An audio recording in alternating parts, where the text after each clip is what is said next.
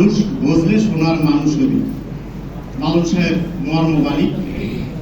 আমরা 5 আগস্ট পরবর্তী কয়েকজন যে মজার নিয়তে আসি সে সম্পর্কে 5-7টা কথা আমি বলবো। আশা করি ধৈর্য ধরে যারা এখন উপস্থিত আছো শুনবা। আমি চাই আমার ন্যায় অন্যায় ভালো মন্দ আমারে যারা দেখে তারা যেন সেটা প্রকাশ করে, আমি যেন সংশোধিত হতে পারি। আমাকে নিয়ে টিটকারি করা হয়। আমি ফজরের নামাজ পড়ে বেরিয়েছি, সত্য কথা। আমি এই মুহূর্তে মারা গেলে আমি খুশি। আমার ইহ জগতে কারোর কাছে কোনো দায় দেনা, পাওয়া না পাওয়া, চাওয়া কিচ্ছু না। আমি যেন আসর কাজা জোহর কাজা হওয়ার আগে মারা গেলে আমি খুশি। এটা বলে শুরু করছি। 3টা ঘটনা বলবো। আব্দুল কাদের নাই থাকলে আব্দুল কাদের এবং তার সহযোগীদের লাল সালাম দিয়ে শুরু করতাম, কারণ 5 আগস্ট না হলে হয়তো আমরা আর আমাদের সামনাসামনি দেখা হতো না। 2022 সাল সেপ্টেম্বরের 27 তারিখ, আমি অনেক দিন তারিখ বলি, ইনস্টিটিউটের সিএনডি ছাত্র উপদেষ্টা নিয়োগে মিটিং হয়েছে। বর্তমান এই পরিচালকের নেতৃত্বে তিনি এখানে আছেন। আমি ভুল বলে উনি আশা করি আমাকে সংশোধন করবেন বা তোমরাও করবে। এখানে 2 জন শিক্ষকের নাম দিয়ে তৎকালীন বৈজ্ঞানিক ভিসি আখতারুজ্জামানের কাছে পাঠানো হয়েছে। ঘটনাক্রমে একজনের নাম আমার, আর আজকে একজন যিনি এই মুহূর্তে লন্ডন আছেন তিনি আসতে পারেন না, সেই ম্যাডাম। ঠিক আছে, 27 তারিখের সিএনডি, 28 বা 29 তারিখ উনি 22 সালের সেপ্টেম্বর, আজকে অলমোস্ট 2 বছর। 11 অক্টোবর যে আমাদেরই এক সহকর্মী সেই সিদ্ধান্ত মানে বা না মানে এরকম একটা 3য় পাক্ষিক চিঠি দিয়েছে। মনে রাখতে হবে কিন্তু 3 তারিখ। 27 তারিখে ঘটনা ঘটার পরে 11 অক্টোবর। সো তৎকালীন চা সংসার সিঙ্গাড়া ভিসি কি করলেন, সেই অনুমোদন দেন নাই। গত বছর 4 নভেম্বর নতুন উপাচার্য আসলো, তোমরা জানো। পরিচালক মহোদয় গেছেন যে আগের বৈজ্ঞানিক ভিসি ইনস্টিটিউটের ছাত্র উপদেষ্টা নাই, দীর্ঘদিন দেয় নাই। আশা করি আপনি যাদেরকে সুপারিশ করা হয়েছে দেওয়ার ব্যবস্থা করবেন। ঠিক আছে, উনিও দেন নাই। উনি এই বছর হঠাৎ করে ওনার মস্তিষ্কে কি জানি ঘটলো, তিনি খোলস থেকে বেরিয়ে একজনকে নিয়োগ দিলেন ওনার নিজের ক্ষমতা বলে। আগের জন ছিলেন স্বৈরাচার, তার উপরে আসলো কি টু দা পাওয়ার 4, যে তিনি ইনস্টিটিউট নামক যে প্রতিষ্ঠান সেটা যে একটা সুপারিশ 65 বছরের যে প্র্যাকটিস সেটাকে ধূলিসাৎ করে দিলেন। আজকে আমরা 23শে সেপ্টেম্বর তাদেরকে নিয়ে আলোচনা করছি, যিনি পুরো জুলাই আগস্টের 5 তারিখ পর্যন্ত ছাত্রছাত্রীদের সামনে যেতে পারেন নাই, কিন্তু ওনার বাসায় বসে ছাত্র শিক্ষকের লিস্ট করছেন কাদেরকে কতল করতে হবে। একই জায়গায় 1 আগস্ট মিছিল নিয়ে যাচ্ছি, বৃষ্টি হচ্ছে, তোমাদের জানার কথা। 1 আগস্ট সারাদিনই বৃষ্টি হচ্ছিল থেমে থেমে। আমার জনৈক স্যার, আমার বড় ভাই হাফিজ ভাই বলে গেছেন, যিনি নাম বলতে পারেন নাই। আমার জন্ম সাতক্ষীরা জেলায়। 86 সালে এরশাদ সাহেব সাতক্ষীরাকে জেলা ঘোষণা করছে। এর আগে আমরা খুলনাতে ছিলাম, ডুমুরিয়া উপজেলা। এই দোষ তো আমার না। তার বক্তব্য হলো জঙ্গি আর জামাত। সাতক্ষীরা মানে জঙ্গি আর জামাত। বিগত 16 বছর এই ইনস্টিটিউটের ছাত্র শিক্ষক সবাই বলছে কম বেশি, বা বন্ধু বান্ধব, এটা আমার কষ্ট লাগে নাই। তিনি আমাকে ফার্স্ট ইয়ার ইকোনমিক্স পড়িয়েছেন, মাস্টার্সে সোশ্যাল ডেভেলপমেন্ট পড়িয়েছেন। 6 বছর প্লাস 28 মে 2018 সালে উনি প্রো ভাইস চ্যান্সেলর বলেন। এরপর থেকে মনে হলো আমরা নতুন করে জঙ্গি হয়ে গেছি। আমার যদি কোনো জঙ্গির প্রমাণ সংশ্লিষ্টতা থাকে তোমরা আমাকে দেখাও, প্রমাণ করো, আমি এই মুহূর্তে রিজাইন দিয়ে চলে যাব। কিন্তু উনি কি যেখানে যান জঙ্গি জামাত। জামাত জঙ্গি, বাড়ি সাতক্ষীরা। আমার অনেক সহকর্মী এখানে উপস্থিত আছে মঞ্চে, তারাও দেশের বিভিন্ন শিক্ষা প্রতিষ্ঠানে আমরা যারা একাডেমিক কাজে যাই তাদেরকে নিয়ে সাতক্ষীরা জঙ্গি জামাতকে দাওয়াত করো। আজকে আমরা তাদের সাথে বসে নেই, সেই স্বৈরাচার, সেই ফ্যাসিস্ট, তাদের দোসর, তাদের সাথে কি আমরা এক মঞ্চে বসে নেই? তোমরা কি বসে নেই? সবাই আমরা বসে আছি। কিন্তু জঙ্গি জামাত এই তকমা নিয়ে যদি সত্যিকার অর্থে সেই জামাত হতে পারতাম, হয়তো আজকে আমার এখানে বসে থাকার কথা না। এতদিনে ভাইস চ্যান্সেলরের লিস্টে আমার নামটা উঠে যেত। কাদেরকে আমি জিজ্ঞাসা করতে চাইছিলাম যে কাদের এত কিছু হয়ে গেল, এত বছর এত বদনাম শুনলাম, কই তার তো ফলাফল দেখলাম না। আমি যে জঙ্গি জামাত, কোথায় কার রক কাটলাম আর কোথায় কারে জামাতের দাওয়াত দিলাম, কোন মসজিদে গেলাম, খালি একজনই জানলো। দুর্ভাগ্যক্রমে ওনার বেডরুম আমার বেডরুম 20-30 হাত তফাৎ। আমাদের বহু সহকর্মী দিন রাত বহুবার ওখানে গিয়েছে, আমরা দেখেছি, হাঁটি। আমি রাতের বেলা ক্যাম্পাসে চলাফেরা করি, তোমরা অনেকেই জানো, দেখো, সালাম কালাম হয়, কথাবার্তা হয়। তাহলে তোমরা অন্তত জানো এই মুহূর্তে রাষ্ট্রের গুরুত্বপূর্ণ পদগুলো কারা অধিষ্ঠিত করছে, কারা যাচ্ছে। আমার বাড়ি সাতক্ষীরা, আর আমি যদি জামাত সত্যি করতে হতে পারতাম, আমি আনন্দিত হইতাম এখন যে আমার যে কোনো সময় ডাক আসতে পারে, যে কোনো সময় ডাক আসতে পারে। কারণ অলরেডি অনেকের ডাক চলে আসছে বিশ্ববিদ্যালয়ে। গত স্বৈরাচার সরকারের সময় আমার থেকে 3 বছরের জুনিয়ররাও ভাইস চ্যান্সেলর হয়েছে, এখন আমার বন্ধুরা ভাইস চ্যান্সেলর হচ্ছে। হ্যাঁ, তো আমার এখনো সিভি নেয় নাই, ডাকও আসে নাই, এটা নিশ্চিত করলাম। দ্বিতীয় কথা, আমাদের চৈনিক কবি থেকে আমরা আসি, 1 আগস্ট আমাদের তৎকালীন স্বৈরা উপাচার্য মাকসুদ কামালের বাসার সামনে দিয়ে মার্কেটিং এর অধ্যাপক, যিনি এখন জিয়া হলের মাননীয় প্রভোস্ট, আমরা দুইজন হঠাৎ করে বৃষ্টি নামছে, দৌড়াচ্ছি।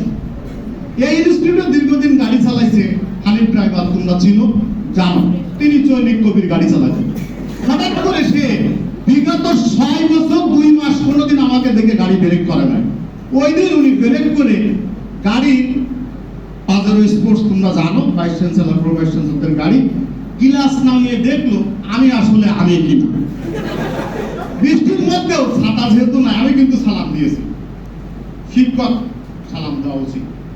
3 তারিখ রাতে ঘটনাটা মনে রেখে, রাষ্ট্রের না ভাগ্যের নির্মম পরিহাস কেমন হয়। 3 তারিখ সন্ধ্যার পরে খবর আসলো 3 আগস্ট আসিফ নজরুল স্যারকে ধরে নিয়ে গেছে টিভি। তো আমরা উদ্বিগ্ন, আমার সাথে আরো যে 2 জন আছে তাদের সাথে আসিফ নজরুল স্যারের সাথে অহরহ টেক্সট কথাবার্তা হয়। তো আমি বললাম যে ভাই একটা মেসেজ দেন। সে একটা হোয়াটসঅ্যাপে মেসেজ দিল, স্যার আপনি কি ঠিক আছেন, কোথায় আছেন? সিন করে না, মেসেজ সেন্ডও হয় না। আমি বললাম দূরতা, আপনি সরাসরি মোবাইলে মেসেজ দেন। সরাসরি মেসেজ দিল। এই কিছুক্ষণ পরে আসলো যে আমি ঠিক আছি, একটু চিন্তায় আছি। আমার ওই সহকর্মীকে মেসেজ দিল। আমরা রাতে 10:50-52 দিকে পলাশী যাচ্ছিল। তোমরা জানো অনেকেই আমি পলাশী যাই, নীলগেট আসি, পান খাই, মাঝে মাঝে বিড়ি সিগারেটও মাঝে মধ্যে টানি, এটাও জানো, এটা আমার বদ অভ্যাস। তারপরে চা বিস্কুট খায় অনেকে, আমার সাথে তোমরা খেয়েছো, লজ্জা পাও। এখন অবশ্য পরিস্থিতি বদলে গেছে, লজ্জা না পাইলেও চলবে। তো আসিফ নজরুল স্যার, না না, এটা তো জামাতের কাজ না। উনার প্রিয়তমা স্ত্রীকে নিয়ে হেঁটে আসতেছেন, উনার হাতে সিগারেট, 11:10 মতো বাজে। 5 তারিখ পরে 5 তারিখ বিকালে উনার মেয়েকে আমি বললাম যে মামা তোমরা তো আর ক্যাম্পাসে থাকবা না। বলে কেন? আমার রাষ্ট্রের পরিবর্তন হয়ে গেছে, তোমাদের আর ক্যাম্পাসে থাকা হবে না। রাখেন, আবু বলেছে আমরা কখনো ক্যাম্পাস থেকে যাবো না। উনারা কয়েকদিন পরে চলে গেছে, সেটা আমরা সবাই জানি। আসিফ নজরুল স্যার গত স্বৈরাচার ভাইস চ্যান্সেলরের কাছে গেছিলেন, যার উপদেষ্টা পরিষদ আমাদের বয়সের অনেকের সারাদিন খালি উপদেশ দিয়েছেন। রাষ্ট্র এবং বিশ্ববিদ্যালয় সেভ করা যার দায়িত্ব ছিল তিনি কিন্তু করে নাই। আসিফ নজরুল স্যার তার স্ত্রীকে নিয়ে গেছেন ভাইস চ্যান্সেলরকে, এটা আসিফ নজরুল স্যারের জবানিতে শোনা, কিন্তু আমরা জানি এবং জবানিতে শোনা যে স্যার আমার উপরে অনেক চাপ আছে, ঝামেলা আছে, যদি বিপদ হয় অবশ্যই যোগাযোগের মাধ্যম অফ হয়ে যাবে, দয়া করে আমার স্ত্রীকে অন্তত জানাবেন আমি কোথায় আছি। তো তিনি তখন নাস্তা করছিলেন বা কি খাচ্ছিলেন, বলছে যে রাষ্ট্রবিরোধী কাজ করতেছেন আপনি, তা একটু হ্যাপাত আপনাকে সহ্য করতেই হবে। এই হচ্ছে বিশ্ববিদ্যালয়ের পরিবারের প্রধান কর্তা ব্যক্তির ভূমিকা। তিনি বলেছেন এরকম ঝামেলা না, যদি আপনি এড়াইতেই চান তাহলে আপনি কেন এই আন্দোলনে গেছেন। আল্লাহ এবং ভাগ্যের নির্মম পরিহাস, ৪২ ঘন্টা পরে এই স্বৈরাচার ডিসি ওই আসিফ নজরুলকে ৫ই আগস্ট রাত থেকে ৭ই আগস্ট রাত পর্যন্ত ২০০ বারের উপরে ফোন করছে। আমি ওইরকম হতে চাই না, তোমার সাথে ওইরকম আচরণ করতে চাই না, তুমি আমার ছাত্র ছাত্রী ভাই বোন সব, ওইরকম আচরণ করতে চায় না যে আচরণ মুহূর্তের মধ্যে আমাকে তোমার হাতে পায়ে ধরতে হবে। তো ঘটনাক্রমে আসিফ স্যার একজনকে নাম দিয়ে বলছে অমুকের সাথে যোগাযোগ করেন। এরপরে সেই অমুক আর আমি একসাথে চলাফেরা করি, তারে সমানে টেক্সট দেয় আর ফোন করে, অমুক তো আর ধরে না। যেমন বৈজ্ঞানিক বিজি আমার এক সহকর্মী সারাদিন খালি ফোন করে, এখন সারাদিন। আর আমরা বলি ভালোই তো আখতারুজ্জামান, জীবনে অনেক ফোন তোমার আমরা করছি, তুমি তো ধরো না, এখন তুমি কেন করতেছো, এত মজা নেচ্ছ কেন বাবা? তো মাসুদটা বলো কি করছে, মজা নেই, আমরা মজা নিই ভাই, আপনারে ফোন দিছে ধরেন, ধরলে তো আধা ঘন্টাও ছাড়ে না। এমন পরিস্থিতির কেন উদ্রেক হবে যে আমি আমার অনেক জুনিয়রকে একাধিকবার ফোন করব, মেসেজ পাঠাবো, সে ধরবে না, আর আমি কি করব যে দীর্ঘক্ষণ কথা বলি বলে সে ধরে না। এমন পরিস্থিতি কোন ছাত্র শিক্ষকের সাথে যেন আমাদের না হয়। কেউ কোনো ছাত্র বলতে পারবে যে স্যারের সাথে আমি কথা বলছিলাম, যে ছাত্রী এখানে যারা আছে বা এখন যারা কারেন্ট ৬ বছর, যে আমার সাথে স্যারের আধা ঘন্টা কথা হয়েছে? না। দুটো ঘটনা শেষ, তৃতীয় ঘটনা আমি বলে শেষ করি। ৯৯ সালের এরকম সেপ্টেম্বর মাস ভাইবা দিতে বলছেন নিস্তালার এক রুমে, এটা যেটা রনি সাজান বসে ওইখানকার এক রুমে। তো আমাদের যিনি সর্বজন শিক্ষক আজকে আসেন নাই, উনি এরকম সারা জীবনই আসেন নাই, খালি খেলার প্রয়োজন হলে তখন উনি আসেন। অনেকে উনাকে ইনভাইট করে নিয়ে আসেন, উনি খেলতে আসেন। আজকের এই জনগুরুত্ব সম্পূর্ণ বিষয়ে উনি আসেন নাই, বিগত ২০ বছরও উনি এখানে এরকম আসেন নাই, উনি আসেন শুধু খেলার জন্য। তো আমি ঢুকছি ভাইবা দিতে, তোমাদের যেরকম ক্ষোভ শিক্ষকদের প্রতি, আমার নিয়ে ফেসবুকে স্ট্যাটাসের নাম ভুল লিখছে, আমি ছাত্রকে বকা দিছি, এটা হতেই পারে। তুমি যখন পদে যাবার নাম ভুল হলে দেখবা, তুমি তোমার অধীনস্থকে বলবো, অধীনস্থ তো না তোমরা ছাত্ররা। আমি পরিচালককে বলছি আজকেই প্রত্যেক ব্যাচ যখন আসবে সিলেবাসের পেছনে বাংলা ইংলিশ সকল শিক্ষকের নাম, তার পদবি কোনো লেখা থাকে, প্রত্যেকেই চায় তার নামটা ভালো করে লেখা থাকুক। সো আদিক স্যার আমি ঢুকার সাথে সাথে ওই শেখ আসছে, এই বাড়ি কি গোপালগঞ্জে নাকি? না স্যার আমার বাড়ি সাতক্ষীরা। সাতক্ষীরে আওয়ামী লীগ আসছে বলে কি নাম পরিবর্তন করে নামের আগে শেখ লাগাইছো? ৯৯ সালে তো আওয়ামী লীগ ক্ষমতা। তাহলে বলো বিশ্ববিদ্যালয়ের শিক্ষক ৯৯ বিএনপি ৯৯ সালে এবং বিশ্ববিদ্যালয়ের শিক্ষক তিনি বলতে পারতেছে না আসলে অনার্স পড়তে এসে কেউ নাম পরিবর্তন করতে পারে, নামের আগে শেখ লাগানো সম্ভব। এবং তোমাদের যে কষ্ট, আমাকে ভাইবা বোর্ডে বসতেও দেয় না, ভাইবা বোর্ডে বসতেও দেয় না। আর এখান থেকে বক্তব্য শেষের পরে ক্লাস 1 থেকে মাস্টার্স পর্যন্ত একটি বিষয়ে আমার 50% এর নিচে নাম্বার, সেটি মুনার করছে। তারপরেও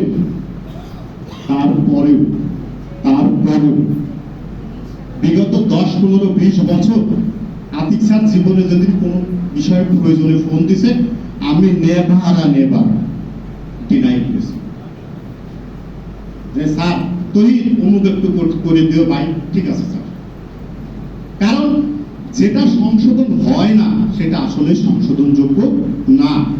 পুরুষ মানুষ বাতিগ্রস্ত মানুষ, মানুষ মাত্রই বাতি ফেলা, তার অনেক বদ অভ্যাস খারাপ অভ্যাস কুঅভ্যাস থাকবে। অনেকেই আড্ডা দেয়, অনেকেই গল্প করে, অনেকেই কাজে ফাঁকি দিবে, অনেক আমাদের ক্লাসে 50 মিনিট ক্লাসে 53 মিনিট পরেও শিক্ষকরা আসছে। এখনো ঘটে কি, ক্লাস তোমার যা 1.5 ঘন্টা ক্লাস না, 1 ঘন্টা পরে যে অন্যের ক্লাসে আধা ঘন্টা খেয়ে ফেলে, এখনো ঘটে, আমরাই করি। যদি সংশোধন হতে হয় তাহলে চ্যারিটি বিগিনস অ্যাট হোম, বাড়ি থেকে শুরু করা উচিত। যেগুলো সংশোধন যোগ্য সেইটা বলা উচিত, যে দাবি করা উচিত, যে দাবি আমাদের সংশোধন হবে। আমার শেষ আলোচনা সেগ্রিগেটের কথা বলছি। একটি দল 16 বছর ক্ষমতায় ছিল, শাহাবুদ্দিন চুপ্পু সাহেব মহামান্য রাষ্ট্রপতি, উনি মনে হয় আসলে চলে যেতে পারেননি। বাকি এমন কোন শ্রেণীর লোক নেই, প্রধানমন্ত্রী থেকে শুরু করে গ্রামের ওয়ার্ড মেম্বার পর্যন্ত চলে যেতে হলো। যদি জামাত বা ছাত্র শিবিরে এত ক্রেডিট দেয় বা তৎকালীন সরকার এত ভয় পেত, আচ্ছা পার্সেন্টেজ ধরলে জামাত বা শিবির এই দেশে কত পার্সেন্ট হবে? কয় লাখ লোক হবে? বিশেষ কয়েকটি জেলা, বিশেষ কয়েকটি থানা উপজেলা ছাড়া আর কি ব্যাপক ভিত্তিক জামাতের লোক আছে? এত প্রজারঞ্জক শাসক সে ব্রিটিশ পলায়নের পরে এই উপমহাদেশের কোথাও কি ঘটেছে যে প্রধানমন্ত্রী থেকে শুরু করে ওয়ার্ড মেম্বার পর্যন্ত গ্রামের পলাইছে? একইভাবে এই বিশ্ববিদ্যালয় আমাদের চৈনিক কবি থেকে শুরু করে বহু শিক্ষক 5 তারিখে পলাইছে। 11-12 দিন পরে তারা বোন আছে না, পানির ভিতরে ভাসে, এর মধ্যে শিখে বাড়াইছে, এখন তারা আবার পুরনো স্বৈরাচারের সাথে আঘাত করে নতুন ভাবে রিফাইন, পুরাতন বোতলে নতুন মদ, বোতল কিন্তু সে মদ দিচ্ছে নতুন। মানে কি, সাবান বিজ্ঞাপনে দেখায় কি প্রচুর গেঁজা হচ্ছে, বাড়ি কিনে আনবা, তখন কি হবে? সারাদিন ঘুরবা, গেঁজা হবে না। আমি এমন শিক্ষক কেন হতে চাই? আমি 4 তারিখ রাতেও পলা শিখেছি, 5 তারিখ রাতেও পলা শিখেছি। আমি গত রাতেও নীলক্ষেত আসছি, তাতে 12টার পরে। আমি এমন শিক্ষক হতে চাই না রাষ্ট্রের পরিবর্তনের কারণে আমাকে পলায় যেতে হবে। আমি এমন দল করতে চাই না যে দল প্রধানমন্ত্রী থেকে শুরু করে ওয়ার্ড মেম্বার পর্যন্ত পলায় যেতে হবে। তারা গেল বিশ্ববিদ্যালয়ের বিসি প্রবিসি বা অন্যান্য বহু শিক্ষক বহু বাসায় বাতি জ্বলে না। আমরা যে পাড়ায় থাকি বহু বাসায় দীর্ঘদিন বাতি জ্বলে নাই। কেন? তুমি এমন কেমন কাজ করেছো যে কিনা তোমাকে চলে যেতে হবে?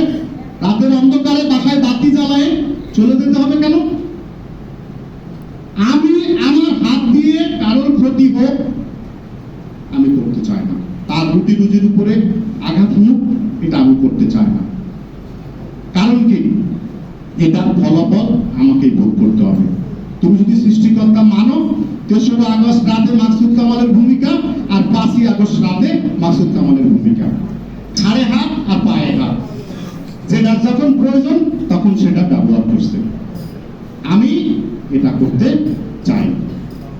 আমার শেষ অনুরোধ তোমাদের, যে সকল ছাত্ররা 15, 16, 17 জুলাই হেলমেট পরে তোমাদের মা বোনদেরকে আচ্ছা মতো পেঁচাইছিল, তাদের নিয়ে কিন্তু তোমরা কোনো দাবি করো নাই।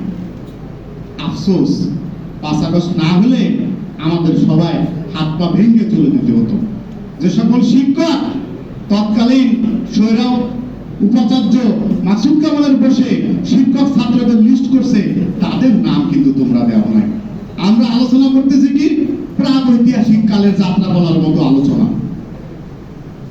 তার মানে কি, এই দেশে কোনো বিপ্লব হয় নাই, এই দেশে ছাত্র শিক্ষকের কোনো ক্ষয়ক্ষতি হয় নাই, এই দেশে কোনো মানুষ মারা যায় নাই। হ্যাঁ, তোমরা বলতে পারো স্যার জামাতের আমির সাহেব যিনি বলেছেন যে আমরা সবাইকে ক্ষমা করে দিলাম, তবে লিস্ট থাকা দরকার। আমি বলে যাচ্ছি, ওয়াদা করে যাচ্ছি, যে বা যারা আমার নাম আয়নাঘরে পাঠানোর জন্য লিখেছে, আমি সুযোগ আসলে তাদেরকে জিজ্ঞাসা করব কোন ইতিহাসে আমার নাম লিখেছে, আমার বোনের গায়ে হাত দিয়েছে, এটা আমি জিজ্ঞাসা করব। আমি জঙ্গি এবং জামাত, ওই চৈনিক কবির সাথে আমার দেখা হলে জিজ্ঞাসা করবো, দাঁড়ান বোরকা পরা ছাত্রী আপনার কি করেছে, টুপি পরা ছাত্রী আপনার কি করেছে, আমি জিজ্ঞাসা করবো।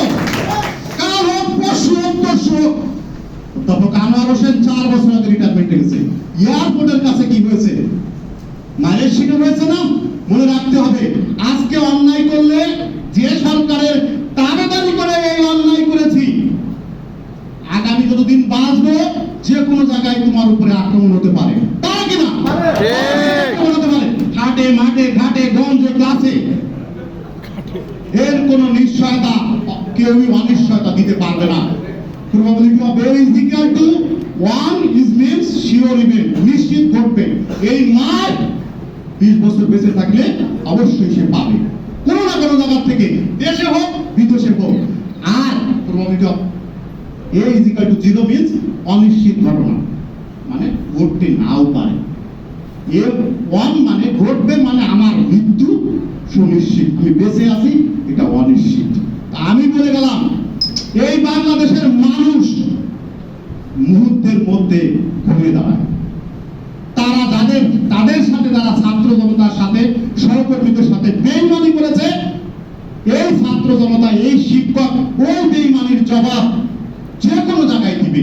এটা যদি সৃষ্টিকর্তা সত্য হয়, তোমার আমার ধর্ম ঠিক হয়, তোমার আমার বংশ ঠিক হয়, অবশ্যই হবে। কারণ সৃষ্টিকর্তা জানে যে কতটুকু অন্যায় করলে এটা সাজা কিভাবে দেওয়া যায়। 5ই আগস্ট দুপুর থেকে সবাই কি হয়ে গেছে, মাওলানা হয়ে গেছে। তাহলে 4 আগস্ট পর্যন্ত তারা 1 আগস্ট পরে বিশ্ববিদ্যালয় ছাত্র ছাত্রীদের ক্লাসে ফিরতে বলছিল না স্বৈরাচারী সরকার, যে আন্দোলন শেষ আমরা ক্লাসে ফিরি, বিবৃতি দিয়েছিল না? আমরা কি বিবৃতি মেনেছি? না, আমরা বিবৃতি মানিনি। এই সমাজ কল্যাণ ছাত্র ছাত্রী তাদেরকে ক্ষমা করুক, এটা আমার অনুরোধ, ক্ষমা করা তার ব্যক্তিগত বিষয়। কিন্তু এই পাওনা, এই দেনা, এই লেনা যে কোনো হাটে আপনাকে শোধ করতেই হবে। আমি অন্যায় করলে এটার ফলাফল আমাকে পেতে হবে।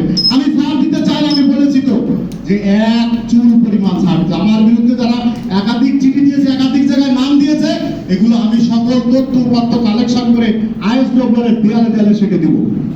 আমি বলে দিলাম দেয়ালে সেটে দেবো কোন কোন ছাত্রের নাম পাঠিয়েছে, কোন কোন শিক্ষকের নাম পাঠিয়েছে, এটা আমি বেঁচে থাকতে এই আইএসডব্লিউর দেয়ালে সেটে দেবো। আমার বক্তব্যে তোমরা কষ্ট পেলে আমি ক্ষমা প্রার্থী। আমি ক্লাসে ফিরতে চাই তোমাদের সাথে। আমার পড়ানো খারাপ হতে পারে, আমি পড়ালেখা ভালো নাও করতে পারি, কিন্তু কোন ছাত্র যদি বলে সে বিপদে পড়েছে বা সমস্যা হয়েছে, সে আমার কাছে এসেছে, আমি সহযোগিতা করিনি, এটা আমি মানতে চাই। ছাত্রের কোনো লিঙ্গ নাই, ছাত্রের কোনো ধর্ম নাই, ছাত্রের কোনো বয়স নাই, কারণ সে শিক্ষকের কাছে সমস্যা নিয়ে আসবে। আর তোমাদের যেটা ক্ষোভ যেগুলো পড়েছি, এটি হলো কি, সবাই ইয়াং বয়স, তারুণ্য বয়স, সবার বয়স কি 18 থেকে 25-এর ভিতরে, এগুলো মনে থাকে বেশি। আমাদের সারা গ্রামে শহরে এমন কোনো বাবা নেই তার সন্তানকে বলে নাই বাইরে আমার বাসা থেকে তোরা তেজ্য করলাম। আসলে কি করছে? শিক্ষকরা সব ছাত্রকে বকতে, মানে কি ছাত্রের ভালোর জন্য। এইটুকু অন্তত তোমাদের সহ্য করতে হবে। তোমাদের আগস্ট পরবর্তী জীবন তোমার আমার সবার নবসূর্য উদয় হোক, এবং আমরা সবাই মানুষ বুঝবে, সোনার মানুষ হবি লালন সাহের মতো। আমরা পারস্পরিক শ্রদ্ধাবোধ, ভক্তি, তোমার যে সম্মান সেটা বজায় থাকুক। আমার যে একটা ছোট্ট অবস্থা, সেটাকে তোমরা সম্মান করে সুযোগ হলে কেউ বলবো না সাইকেল চালায় যে আগের দিনে আমরা দেখতাম যে স্যারকে দেখে তো আমাদের সাইকেল থেকে নেমে পড়তে হতো না, আমার দরকার নাই। কেউ 10 টাকার বিড়ি ধরাইলে সেটা ফালার দরকারও নাই, বুঝতে পারছো? কিচ্ছু করার দরকার নাই। শেষ বক্তব্য, বর্তমান যিনি ভাইস চ্যান্সেলর আসছে, আমার একবার ঘটনাক্রমে দেখা হয়েছে, অনেকেই ওনার অফিসে গেছে, আমার সৌভাগ্য হয়নি অফিসিয়াল ভাবে আমাদের যাওয়ার। আমরা অন্তত এই নতুন বাংলাদেশে আশা করি, এবং আমার প্রত্যাশা এই ভাইস চ্যান্সেলর সেটা পূরণ করবেন। এখন পর্যন্ত যে সকল কাজ উনি করছেন, অন্তত 2 স্বৈরাচারের থেকে কয়েক হাজার গুণ ভালো কাজ করছেন। এর সাধুবাদ উনি পেতে পারেন। প্রশাসন যারা আছেন, আমাদের এখানে প্রশাসনে 2 জন অলরেডি আসছেন, তাদের হাত ধরে আমরা আগাই যাব সামনে। সবার জন্য শুভকামনা, ভালো হোক, শুভ হোক, আমরা যেন কালকে থেকে ক্লাসে ফিরতে পারি সেই ঘোষণা যেন তোমাদের কাছে থেকে আসে। সবার জন্য আবার